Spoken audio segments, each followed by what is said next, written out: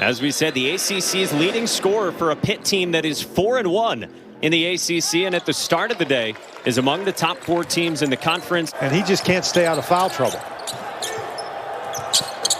Champagnie on the face-up scores his first 2. The ACC's top scorer at 20 a game. Defensive teams in the ACC. And they get a turnover of Williamson.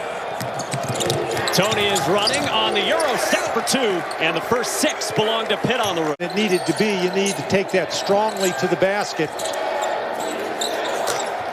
Massoud drills a much-needed 3. 3 minutes in, the first points for Wake. The corner 3 that is short, and the rebound to Ismael Massoud. Transition again, and Tony drops it in. Steve Forbes said to us last night, transition defense. We know that this Pitt team wants to get out and run. Massoud wants to shoot, and he's got a single three. Shot clock is winding down now. Jalen Johnson, known more as an outside shooter, with a tough 2 falling away. Your lead than they do, and this is the way Wake Forest has played in the Atlantic Coast Conference so far. You know, they hang close, but can they get over the hump? Wake Forest has had in conference action 0-6 in league play. Now, everyone they're facing so far in the first 7 games as Massoud hits another 3. And he had been quiet in the loss earlier this week at North Carolina. Oh, that's the roll for Ody Oguama as the ball just squirted to him in the paint. Here's Brown, the senior big man from Providence, Rhode Island, and he got stripped by Jalen Johnson. You said we'll see if Wake can get out and run, and they do, with Wake dropping it in to make it a 1-point deficit. Creative player. He was one of the first couple of phone calls on the recruiting side that Steve Forbes made when he got this job. Big time shot there from Nike Sabandi. Mentioned a couple times they've played close games, and you don't want to be the team against whom they get healthy. There's Jalen Johnson comes around and smacks Horton's shot out of bounds. Xavier Johnson went up to receive the inbound, and then he threw the lob to Terrell Brown over the top of Neath. Oh, you got to find him. Massoud I think Jeff Capel. Yeah, Jeff Capel was practically dancing on the sideline trying to alert his defense. Wake's man-to-man defense has been really good.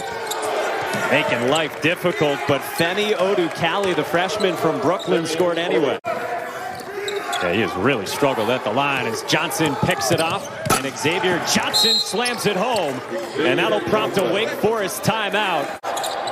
First foul on 30 and white, Ismael Oguama, and then Pitt turns it over as Williamson picked off the pass and lays it in. It's Pitt by 5, coming up on 8.5 to go in this first half. Jonah Antonio is an excellent shooter, and he's got a 3 as well, so that's 5 threes for Wake already. Or from beyond that white line. Johnson skipped it. Tony from deep, and he's got one over Massoud.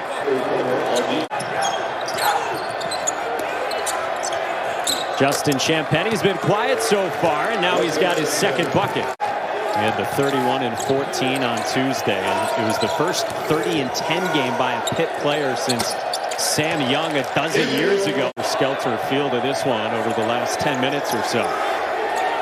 Massoud. He is feeling it. Ismael Massoud with 17 points. He has matched his career high in points already. Champagnie straight on. He hit 4 of those earlier this week against Duke. Transformation is amazing. Look at this zone defense, how far out on the wings it's pushed. They're trying to get out there and guard the three-point shooters, but they're not having much luck. And they don't know. It's way too early, but that's what we do here. We speculate, and it doesn't matter that it's too early. Well, Champagnie's making his case. He's got 2 more, and yeah, wow for Wake. They're down by 2 when Williamson and Musius have both been quiet so far. And Williamson right on cue with a tough take. He's got 4. Penny snatches that rebound. Champagnie's feeling it, and he's got another. Line drive 3 goes for Justin Champagnie, and he's got a dozen. And so Pitt's on a run here, up by 7 as we enter the final minute of the first half. Tony dumped it off, and Koulibaly finishes, flexes, plus the foul. Williamson navigating and finishing.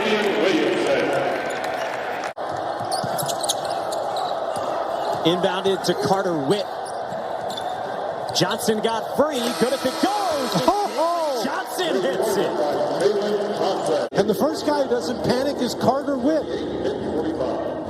He moves the ball into position, and then Jalen Johnson gets his feet set quickly, but Carter Witt does a nice job not panicking. Johnson runs to the spot, knocks it down. That's quite a way to end the half. They're back to man now, are the Deeps.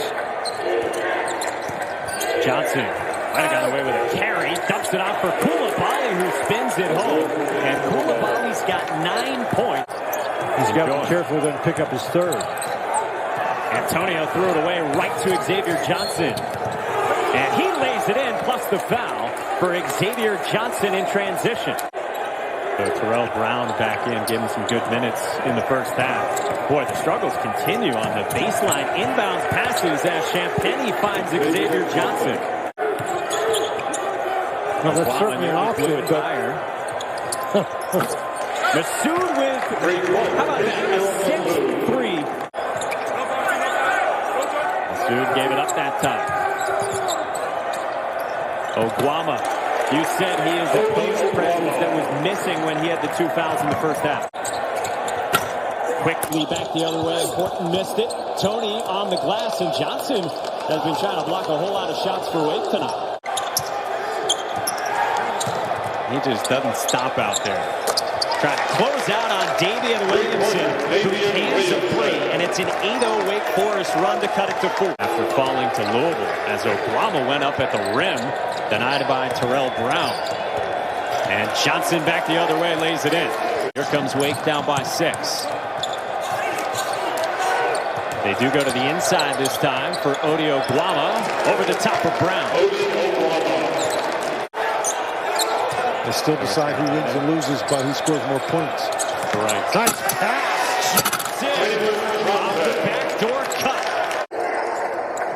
Trying to feel out the footing in unfamiliar territory.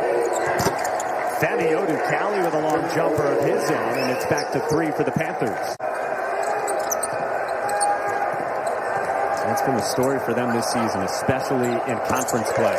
And Jonah Antonio ties it up at 57 with a 3. Fouls now on Jeff Capel's Panthers.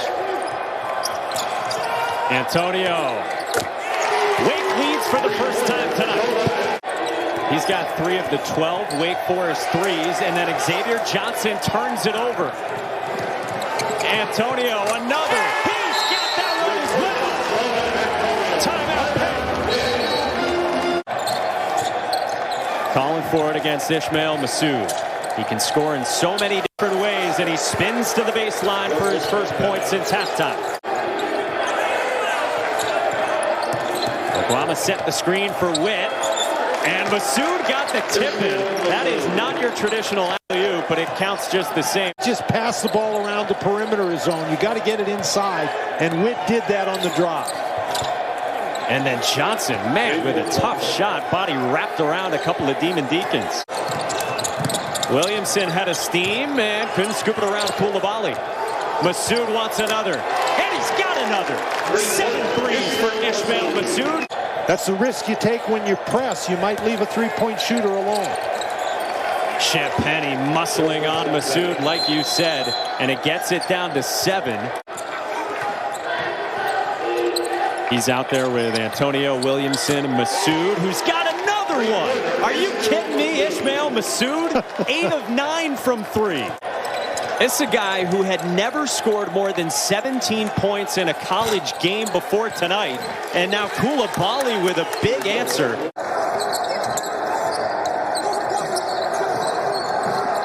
Taken away from Carter Witt. Back to Tony for the flush.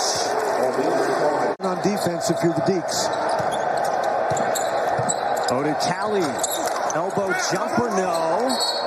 And Antonio draws a foul on. Late shot clock again for Wake Forest. Antonio, the quick release. Too strong, tipped around, and Wake's got another rebound with Ody Oguama. Massoud, a deep one. No. Pitt down by 3 with a timeout. It's Johnson on the drive, off the window to make it a 1-point game with 8 points. is at least a 70% free throw shooter. They've got a trap on Williamson. Ball goes out of bounds, and what's the signal here? They're going to go look at this with 4.9 left. Tony finds Champagnie. They get it to Xavier Johnson. Pulls up. No.